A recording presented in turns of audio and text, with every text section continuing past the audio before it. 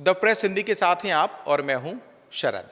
आज पश्चिम बंगाल में बीजेपी का नया राज शुभेंदु सरकार के तौर पर शुरू हुआ है।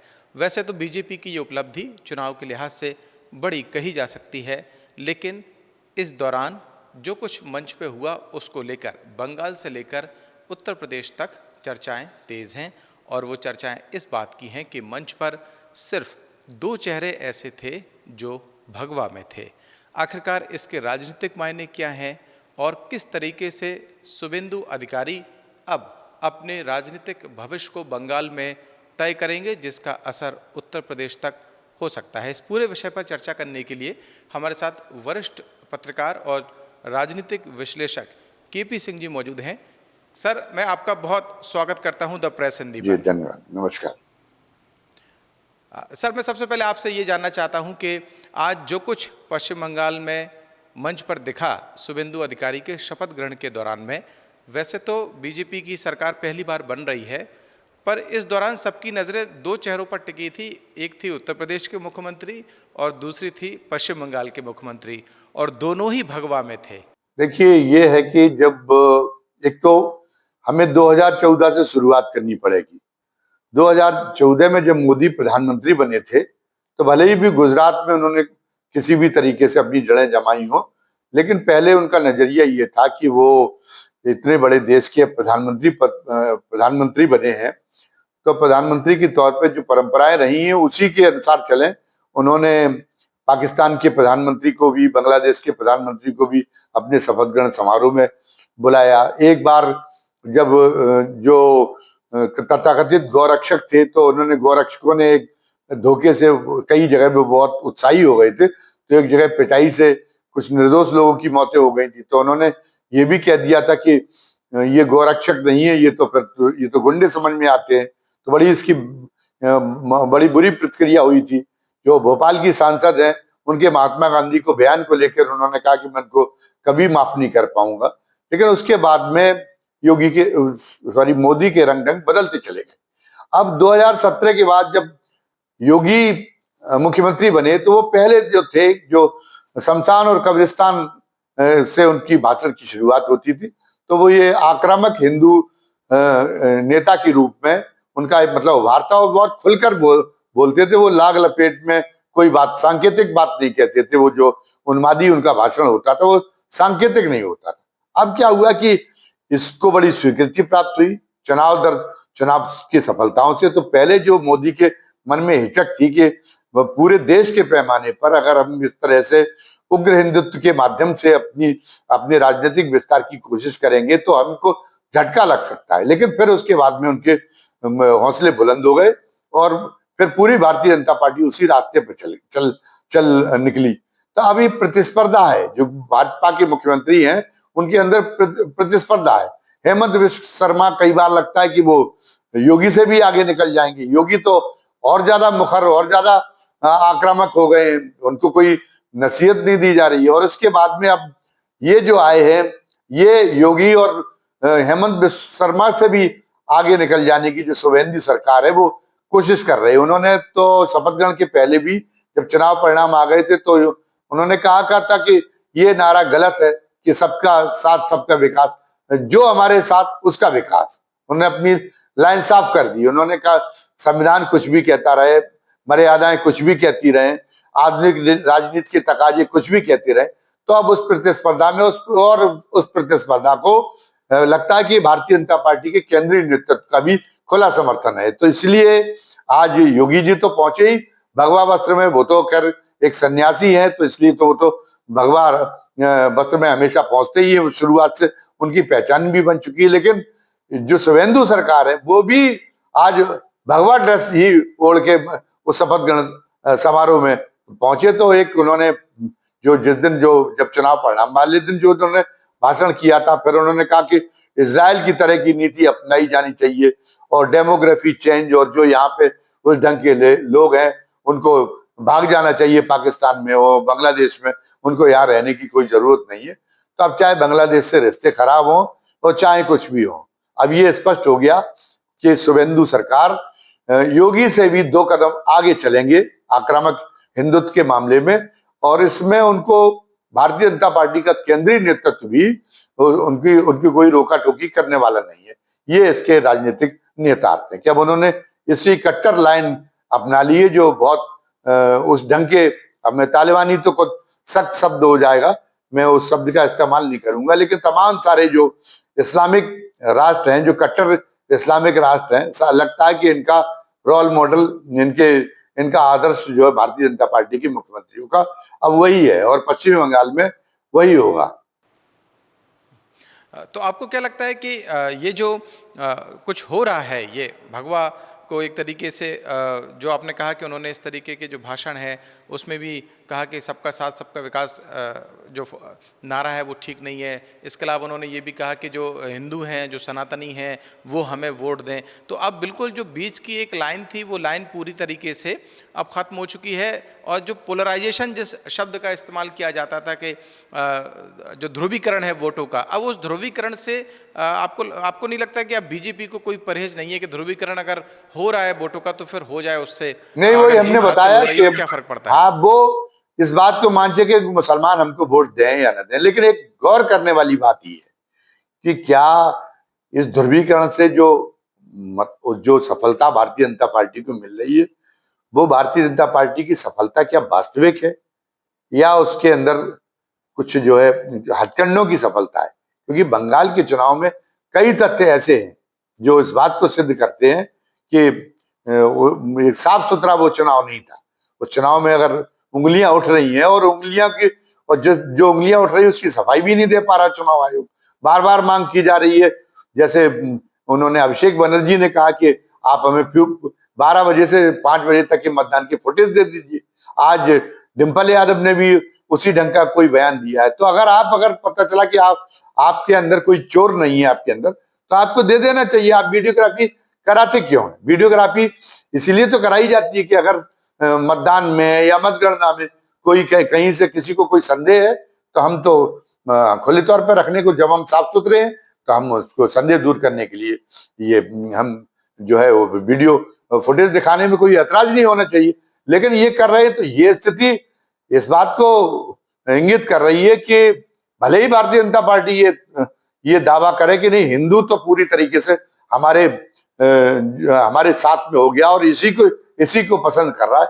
हमें ये लगता है कि बहुमत में हिंदू भी जो है इस शैली को, वो भी इसको रास नहीं आ पा रही। अंतर केवल इतना है कि वो सुसुप्त है, वो शांत है, वो थोड़ा उदासीन किस्म का है। और जो इनका जो उन्मादी हिंदू है वो बहुत ज्यादा मुखर है, वो आगे आगे बढ़ के हो रहा है। तो उसकी भले ही संख्या 25% हो, 30% हो, लेकिन वो इस बात को प्रदर्शित करने में सफल हो रहा है कि नहीं, सारे के सारे हिंदू इसी तरीके के आचरण के हिमायती हैं। लेकिन मुझे लगता नहीं है, क्योंकि अगर वास्तव में उनका बहुमत वास्तविक है तो उनको ये जो मांग की जा रही है, इस मांग को नैतिकता के नाते ये मांग उनको स्वीकार कर लेनी चाहिए चुनाव आयोग को, और रख देना चाहिए, सबके सब मुंह पे मार देना चाहिए विपक्ष के कि ये देखो मतगणना, ये मतदान हुआ था तो इस ढंग से था, मतगणना हुई तो देखिए ये जो कहा जा रहा है कि काउंटिंग एजेंट पहुंचे ही नहीं है टीएमसी के, और आपने मतगणना शुरू कर दी केवल अकेले बीजेपी और आपके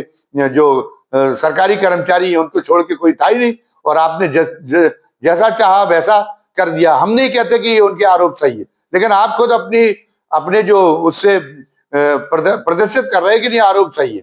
वरना आपको ये सब चीजें, आपको पारदर्शिता अपनाने में, पारदर्शी उसका परिचय देने में क्या आपको क्यों हिचक महसूस हो रही? क्यों आप खुद ही अपने आचरण से ये जता रहे कि आपके मन में चोर है? सर, मैं उत्तर प्रदेश की तरफ फिर लौटता हूँ। उत्तर प्रदेश के संदर्भ में जो बातचीत हमने शुरू की थी कि योगी आदित्यनाथ और शुभेंदु अधिकारी एक नए और चेहरा बीजेपी के तैयार हो गए। हमने देखा कि जैसे ही चुनाव के जो नतीजे आए उसके बाद में जो अखिलेश यादव हैं, अखिलेश यादव भी पश्चिम बंगाल पहुंचे और वहां पर उन्होंने ममता बनर्जी से जाके मुलाकात की और ममता बनर्जी से उन्होंने कहा कि आप हारी नहीं हैं आप। तो उत्तर प्रदेश की राजनीति के लिहाज से दो चेहरे, एक योगी आदित्यनाथ है जिनके मुकाबले में बीजेपी का एक नया भगवा चेहरा और खड़ा हो गया है, दूसरी तरफ अखिलेश यादव जो विपक्ष में है योगी के, वो भी एक्टिव हो रहे हैं बहुत ज़्यादा।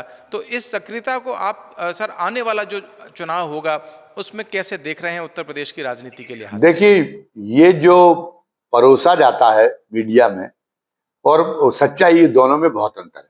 2017 का जब विधानसभा उत्तर प्रदेश का हुआ था तो भारतीय जनता पार्टी को बहुत बड़ी सफलता मिली थी।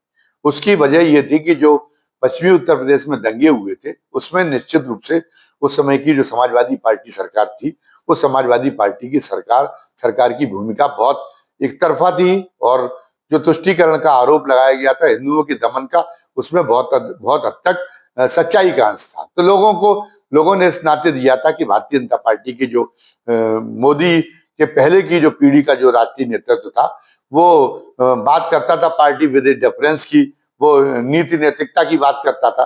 तो उन्होंने कहा कि ये लोग अच्छे भी हैं, और दूसरी बात ये कि हिंदुओं को के प्रति इनका तो मुस्लिम तुष्टीकरण में ही ये विपक्ष लगा रहता। तो इस नाते लोगों ने कहा कि बदलाव होगा, और तमाम सारे आरोप भी थे समाजवादी पार्टी पे जमीनों पे कब्जे कराने के, तो उस नाते समर्थन उनको मिल गया। तब योगी का चेहरा सामने नहीं था, बहुत बड़ा बहुमत मिला। अब लोग प्रचारित ये कराया जा रहा है योगी के जरिए, और ये जो है ये मीडिया भी गलत ढंग से इस बात को पुष्ट करने में लगी हुई कि योगी का जो तौर तरीका है वो बहुत पसंद किया जा रहा है, भाजपा का जनाधार बहुत बड़ा है। सही बात तो ये है कि आप देखिए कि जो पंचायतों के चुनाव हुए, पंचायतों के चुनाव में अगर योगी के कहने से, योगी के रहने से, योगी के इन भाषणों से, योगी की नीतियों से अगर जन समर्थन बढ़ गया होता तो भारतीय जनता पार्टी की बुरी तरह से मट्टी पलीत नहीं होती। और उसके बाद में इस नाते योगी सरकार को जब जिला पंचायत अध्यक्षों के चुनाव हुए तो समाजवादी पार्टी से भी ज्यादा उसका मशीनरी का दुरुपयोग करके, लोगों को आतंकित करके, और वो जो है अपने जिला पंचायत अध्यक्ष जितवाने पड़े। लेकिन कल ही खुल गई थी, खुद भारतीय जनता पार्टी के लोग भी सवाल उठाने लगे थे योगी पे कि आपकी लोकप्रियता क्या है। अभी इसके बाद में विधानसभा चुनाव हुए तो विधानसभा चुनाव में भी 2017 के मुकाबले में जन समर्थन कम हो गया था। और फिर जो लोकसभा चुनाव हुए, लोकसभा चुनाव में तो भारतीय जनता पार्टी बहुत समाजवादी पार्टी के मुकाबले में पीछे खिसक गई। तो योगी का जो तौर तरीका है, योगी के तौर तरीके को ये बात जो मीडिया प्रचारित करा रही है बहुत गलत है। वो एक भ्रम पैदा करने की कोशिश कर रही है योगी के तौर तरीके को चुनाव जीतने का। तो अब एक उनके जो जिन हथकंडों का इस्तेमाल कर रहे, जिस ट्रिक को अपना रहे, वो लोकप्रियता का सही प्रतिबिंब नहीं है। जो चुनावी परिणाम है वो लोकप्रियता के सही प्रतिबिंब नहीं है। लेकिन निश्चित रूप से जो निष्पक्ष लोग हैं वो ये मान रहे हैं कि योगी की नीति से उत्तर प्रदेश में भारतीय जनता पार्टी का जनाधार लगातार घटाव की ओर है। भले ही ये माना जा रहा हो कि नहीं, वो तो भारतीय जनता पार्टी के स्टार प्रचारक बन गए हैं और सारे देश में वो वोट दिलवा रहे हैं। वो ये इसको प्रचारित करवाने में सूचना विभाग की अपनी जो मशीनरी है उस पर बहुत ज्यादा पैसा भी खर्च हो रहा है। यहाँ जो पिछले सूचना डायरेक्टर थे उनके जमाने में जो बजट आया, वो बजट तो आंखें फाड़ देने वाला, इतना ज्यादा बजट खर्च कर दिया। तो उस ढंग से अपनी ब्रांडिंग वो भले ही करवा रहे हो, लेकिन धरातल पर स्थिति ये है कि योगी की रीति से उत्तर प्रदेश में माहौल खराब हो रहा है। अब चुनाव तो वो जीत सकते हैं। पश्चिम बंगाल में उन्होंने दिया, जब पारदर्शिता है ही नहीं, जब तय कर जब जिस ढंग से चुनाव पश्चिम बंगाल में हुए, अगर उसी ढंग से चुनाव होना, या उत्तर प्रदेश में भी जब लोकसभा चुनाव के बाद में जो उपचुनाव हुए, साफ दिखाई दे रहा है चुनाव आयोग ने कोई एक्शन नहीं लिया कि पुलिस का जो है मुस्लिम इलाकों में जो वो वोट देने के लिए महिलाएं आ रही है, वो रिवॉल्वर निकाल के पुलिस के अधिकारी उनको धमका रहे, वापस लौटा रहे। तो इस ढंग से अगर आप चुनाव जीत रहे हैं तो वो बात अलग है। लेकिन जो धरातल पर जो है जनमानस, हमें लगता है कि जनमानस में भारतीय जनता पार्टी के प्रति नाखुशी बढ़ रही है। और अखिलेश यादव का जो 2017 की तक जो उनकी सरकार चली, उसके जो पाप थे, उनके चाचाओं के दबाव में, उनके पिताश्री जनता थे, उनकी भी एक अलग शैली थी। लेकिन दुर्भाग्य ये है कि उन भारतीय जनता पार्टी ने ही उनको पद्म भूषण देने का काम किया है, जबकि उनपे आरोप ये थे कि उन्होंने तो कारसेवकों यानी राम भक्तों पे गोली चलवाई थी। तो एक तरफ तो भारतीय जनता पार्टी का राष्ट्रीय नेतृत्व बहुत राम भक्ति का भी दावा करता है, दूसरा ये कि उसने मुलायम सिंह की जो राजनीतिक शैली है उसको मान्यता देने का, उसको जो समादृत करने का भी काम किया, उनको पद्म भूषण से नवाज के ये भी काम किया। ये विरोधाभास भी, ये भी भारतीय जनता पार्टी का पाखंड उजागर करता है। तो हम न तो समाजवादी पार्टी की तारीफ कर रहे हैं, ना भारतीय जनता पार्टी की तारीफ कर रहे हैं।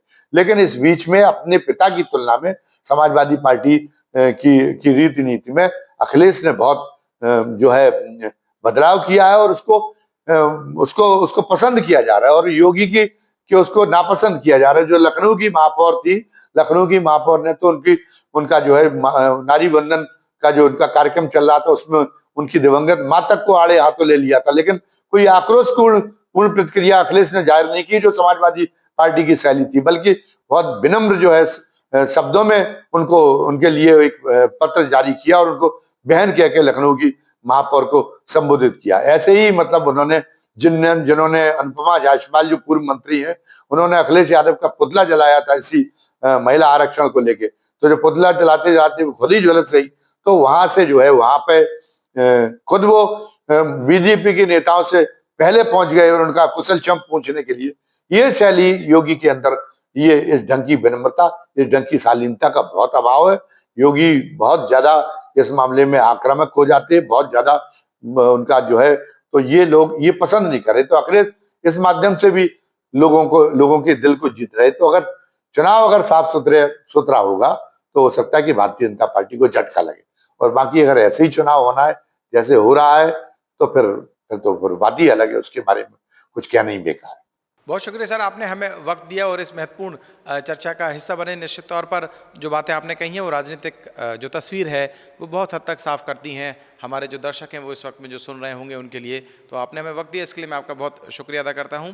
और तमाम जो दर्शक हमारे साथ इस वक्त में जुड़े हुए थे और हमें देख रहे थे, मैं उनका भी बहुत शुक्रिया अदा करता हूँ। और आग्रह करता हूँ कि अगर आपने अभी तक द प्रेस हिंदी को लाइक और सब्सक्राइब नहीं किया है तो अभी करें, और मुझे दें इजाज़त। नमस्कार।